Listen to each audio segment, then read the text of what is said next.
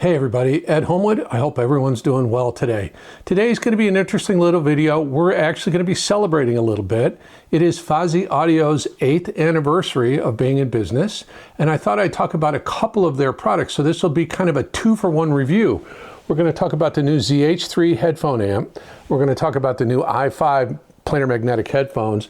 And of course, I've got a ZD3 here and I've got the ZA3 here to kind of round out the whole family thing. But we're going to start with the headphone amp. Well, let's talk about the Fosi ZH3 before we talk about the headphones.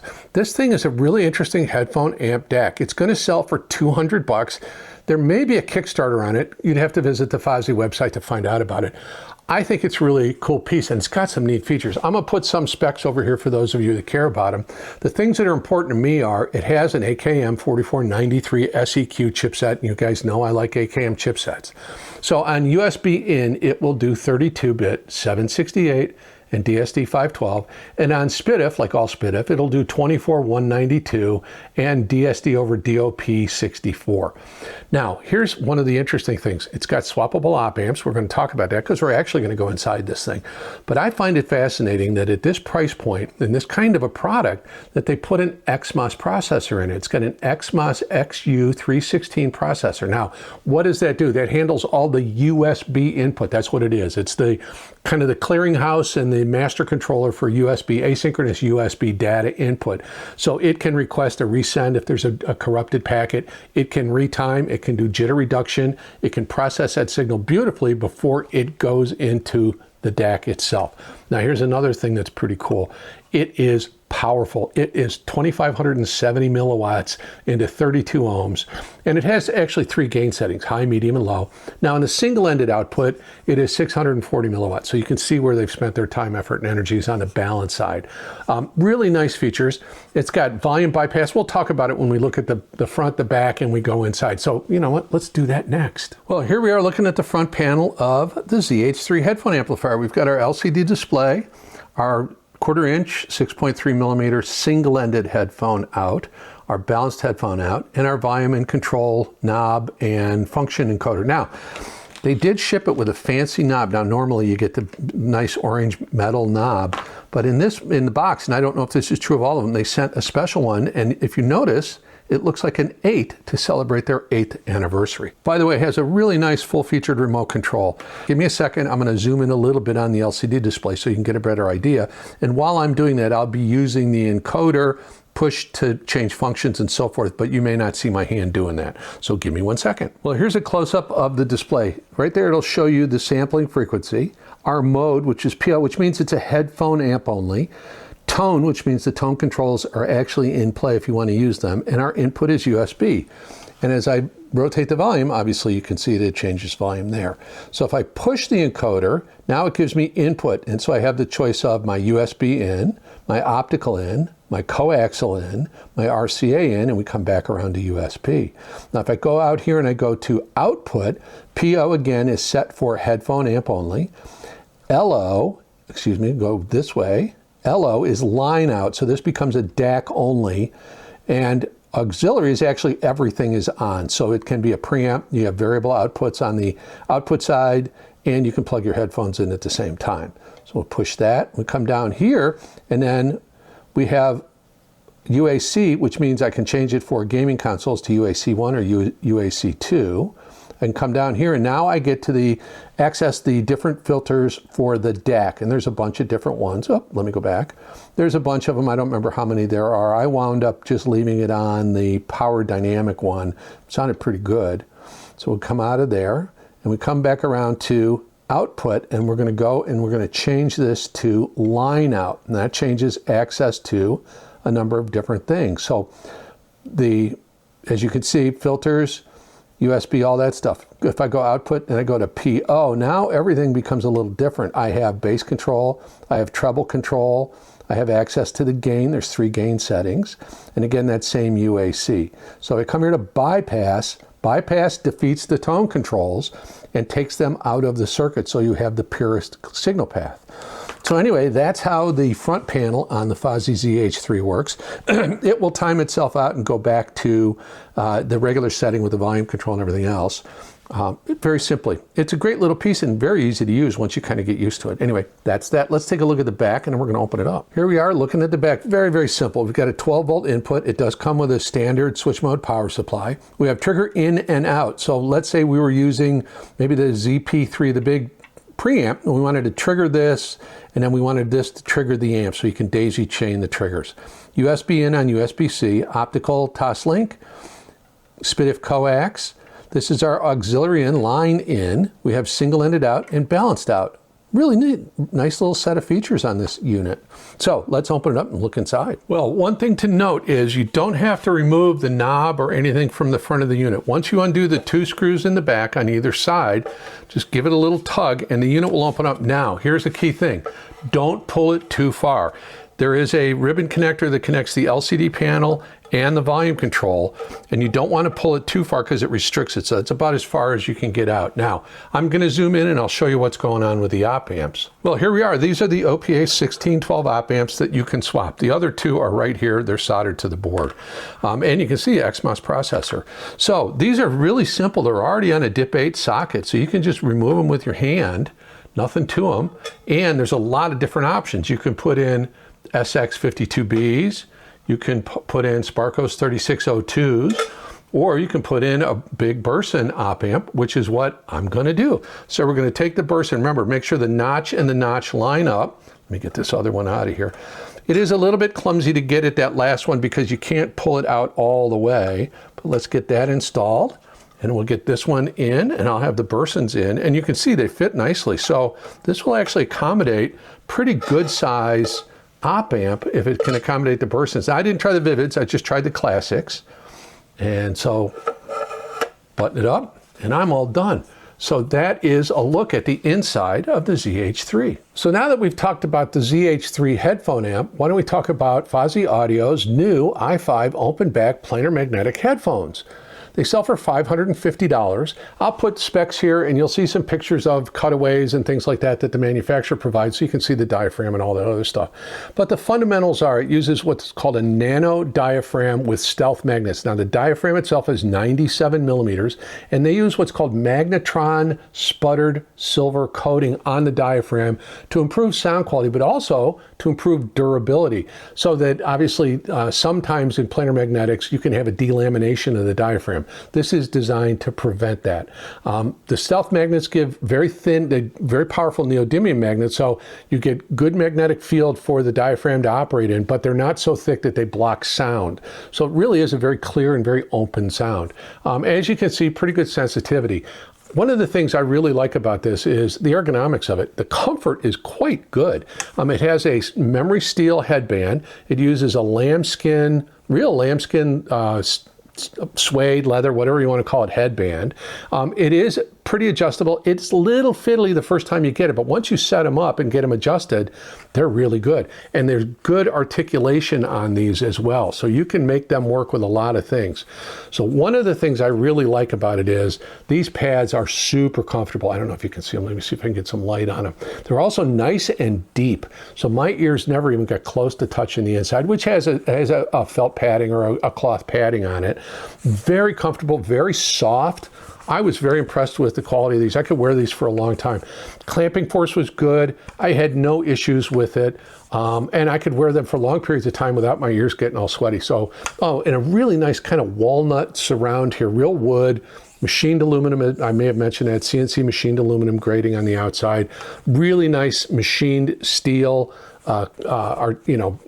Brackets and cups and everything. So it's all steel. There's almost no plastic in this at all, which I really was impressed with. So let's do this. Let me tell you about a couple of songs I used and then we'll summarize everything and I will let you go. Well, for this review, like all my headphone reviews, I used my Headphone Hi-Fi playlist. And remember, there's always new songs being added to that. I'm always adding stuff to it. And rather than tell you about the artist and where it was recorded and the dates and all that other stuff, what I want to do is I'm going to give you some listening tips, some description of the sound. You can figure out who the artist is and all the other stuff if you want to do a deeper dive. But I want to give you some idea, if you're listening at home on your own headphones or whatever, what you might expect to hear, and then kind of what I heard. So the first track I'm going to use is from a band called State Azure, and it is Love on a Real Train. Now, one of the interesting things about this is it's very kind of spacey. Its mood and atmosphere is kind of dreamy, hypnotic, very cinematic. It's got a good head stage. It really kind of evokes a sense of motion, or kind of a gentle flow, or, you know, like you're traveling, just gently traveling, maybe on a magic carpet, as it were. And the textures, you'll hear layered synths, you'll hear soft synth pads, and really kind of, I find it very fascinating, the kind of slowly evolving tonal shifts in the music itself. The rhythm on this, it's very minimal percussion, but it's a steady kind of very, I don't know, trance-like pulse. It moves very gently. Again, the kind of smooth movement to it. Some of the standouts for me on this are the subtle melodic motifs that repeat, and they kind of evolve, like sort of like jazz. I think it really creates this very kind of immersive, kind of meditative experience. Really, really good track. The next track I used was from a group called Younger Brother, and it's a track called Train. And the mood here and atmosphere is, it's very psychedelic, it's very exploratory, kind of a little bit otherworldly, I think is a good description of it. The textures on it are, again, very rich synth layers, effects-laden instruments, which I kind of like. There's a lot of stuff going on there. There's kind of occasional glitchy electronic flourishes. It's a really interesting track. The rhythm is driving. It's very hypnotic in its beats. It pushes the track forward without really being super aggressive or kind of doof music. And it's not Boots and Cats music either. It's kind of good, kind of really good driving rhythm to it. The standout elements for me are the dynamic shifts between the sections, kind of the evolving soundscapes. I think it kept me very engaged the entire song. It's a really interesting track, and I recommend it highly. So the next track is an artist I go back to all the time. It's Alan Parsons, and this is the Alan Parsons project track called Pipeline. Now, this is off a 2024 remaster, and it's quite a good remaster. Normally, I'm not big on remasters. To me, a lot of times when they remaster old classic rock and roll, it's actually should just be called The Search for More Money. But anyway, this one's quite good because Alan Parsons did it himself. So the mood and atmosphere of this is very smooth, very polished, very much an Alan Parsons production for sure. It's slightly futuristic. It's kind of got this mix of prog rock elegance and sort of a cinematic soundscape, kind of a cinematic clarity to it, big sweeping sound to it. The textures are the guitar and the synth, they work together beautifully. They interplay with one another lovely, very cleanly layered instrumental parts. The rhythm is very steady, very precise. It's very supportive of the melodic lines that are being laid out by the other instruments. To me, the standout elements of this are, this remaster really highlights clarity and separation. The melodic hooks are more distinct, very much emphasizing the beautiful instrumental craftsmanship. It's a great track. You should give it a listen. So the Fosi ZH3 and the i5 headphones, what did I think of these? Well, the ZH3 is actually a wonderful little headphone amplifier, quite good. I was very impressed with its sonic qualities just with the stock OPA 1612 op amps in it. And when I rolled and I put in the Burson V7 Classics, things warmed up a bit. That was kind of what I was looking for a little bit. You know me, I'm the smooth, warm guy. That AKM chipset in there already has the velvet sound, that kind of AKM house sound, some warmth and good detail in it without any stridency at all, no fatigue at all. And the amplifier itself for the headphones was powerful enough to drive. I drove a bunch of different headphones off it, a bunch of FIO stuff, the Massdrop 6XX, the Hifi Diva Pro, my daily driver, which is the Shanling HW600s, and with the i5s, it sounded wonderful. It drove them all very well. It has a very good sound quality, good bass response. Now, I left everything flat, and I used it with whatever the default DAC filter is on it, and I did use a tone bypass. Good sound, open stage, no matter what headphones, good bass response, it was good drive. I never felt like it was struggling to drive any of the headphones, even the Hifi Diva Pros, which are a bit difficult to drive. I didn't feel, it had all the power, it had all the resolution that I was looking for. Bass was good and deep and articulate. The mid-range was very well detailed, very smooth. Vocals were very good. We're going to talk about specifically on these headphones in just a second. And I thought high frequencies were very good. Again, no stridency, no fatigue. I think it's the combination. Now, out of the box, the 1612 op amps sounded wonderful. They had nice warmth to them. They had nice detail, no stridency, no fatigue. But again, the Bursons open things up. I think you could do some Sparkos in there. That might make it a little bit more analytical. I think the SX52Bs are not going to be that much different than the 1612s. But the Bursons opened it up for me and just made it really, really pleasant to listen to. So I give this high marks at $200. I think this thing is an absolute steal. Honestly, it's a really good headphone amp. And because it can be a preamp DAC and everything all in one box, it could be a very easy solution to pair it with either the Fosi V3 monos or the ZH3 amplifier.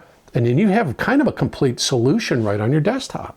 So the i5 headphones, these things, I was very, very impressed. They're not inexpensive. And the only thing I will reiterate or take Fosi to task is single-ended cable. Come on, this should come with a balanced cable. I will tell you that I used this once, and then I went to a balanced cable for the rest of my listening. And on the ZH3, the balanced output is quite powerful. That's, I think, why they need a balanced cable. Anyway, the i5s are super comfortable. I could wear them for hours and did.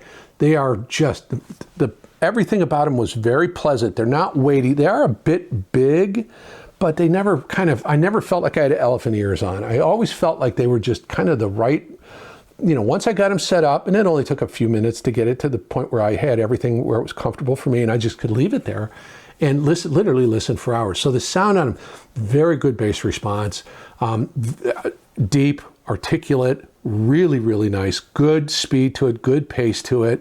I thought some great detail especially on acoustic bass, electric bass. There's a bunch of tracks on the Hifi headphone playlist that have really good bass in it, and it did a really good job with those. Mid-range was very smooth and detailed. If you were pushing it a little bit loud, and I don't listen typically loud, but if I was listening to it a little bit loud, if it got up on kind of the upper mid-range right hand of the piano, could just get a little bit bitey sounding. Not bad, not anything that made me want to turn it down, but just a little bit bitey. Again, I'm the syrupy, caramely, smooth guy. This just had a little bit of an edge to it, but it was very pleasant. Regular volume levels, the extension in the high frequencies was really good. Decay was really good. The head stage was really good on a bunch of these tracks. I picked a lot of these tracks for the playlist because of head stage and spaciness, and I wanted to have it be swimming around. Normally when there's a vocalist or whatever, it's in the center of your brain case housing, so there's not a lot of stage there. But with some of the more kind of ethereal, kind of ambient electronic stuff and some of the different tracks on that playlist, this thing had a huge head stage. It was expansive. It sounded really, really good. I really like these headphones a lot. They're well built. They're super comfortable. They have very good sound. Again, balanced cable, come on. And I think they're well worth the $550. And again, in celebration of Fosi Audio's 8th anniversary, this is a great combo. I mean, you're at $750 for the two of them, a really good premium pair of headphones. And I think just a little bit of just a giant killer of a little headphone amplifier. I was very, very impressed. I thought this sounded as good as units that cost much more. And the fact that it has a XMOS processor in it to handle the USB, and it has a really good DAC chip, and you can swap the op amps, I think at $200, it's a steal. So anyway, those are my thoughts on the Fosi Audio ZH3 headphone amp DAC and the i5 open back planar magnetic headphones. Well, I hope you enjoyed the video. I had a lot of fun with these products, no question about it. I was quite impressed, especially given their value. Hopefully you'd place some value on the video. I'm sorry, it's a big transition. Hopefully be willing to give me a like and your subscription. Ring the bell so you get notified of when I drop another video. About 60% of the folks that watch my video aren't subscribed, and it would really help if you don't mind subscribing. It's free to do that, and you're always welcome to take the subscription away if you don't like what I'm doing. But it does help me, and it does show manufacturers that we've got a good growing channel, and they're more likely to send me fun stuff that we can play with and learn about together. So please like and subscribe. I would, as always, like to take a moment to thank my channel members and my subscribers, guys. Your support has been invaluable. Thank you so much. In the spirit of full disclosure, there will be affiliate links for both these products in the pinned comment and in the video description. There will also be a title and co-buzz link to the Headphone Hi-Fi playlist, and please keep an eye on that. It changes all the time. I'm always adding new stuff. There is also in the video description a link to the community post playlists, and there's some great music there. Some of the music I've used in reviews that I've gotten from those playlists. It's well worth it. There's some additional affiliate links in the video description. You guys understand how that works. There is a channel membership link in the pinned comment and in the video description. Comment. Let me know what you think. What are you doing headphone-wise? What are you thinking about headphone-wise? I'd love to hear from you about that. I think I've covered all the bases on this. And again, congratulations to Fosi Audio for their 8th anniversary. I think that's a wonderful milestone for them. And they've been building, we've seen their products improve over time. I'm telling you, from some of the early stuff to what they're doing now, they're really making good strides, really, really up in their game. And I think, you know, big congratulations to them for their anniversary. Anyway, please like, subscribe, comment, follow me on Instagram if you want to. My name is Ed Homewood. This is the Old Guy Hi-Fi channel, and you need to take some time out of your day, put on some of your favorite music, sit back, relax, and just unwind and enjoy yourself. Thanks so much for your time. I'm grateful for it. I really hope you have a great day.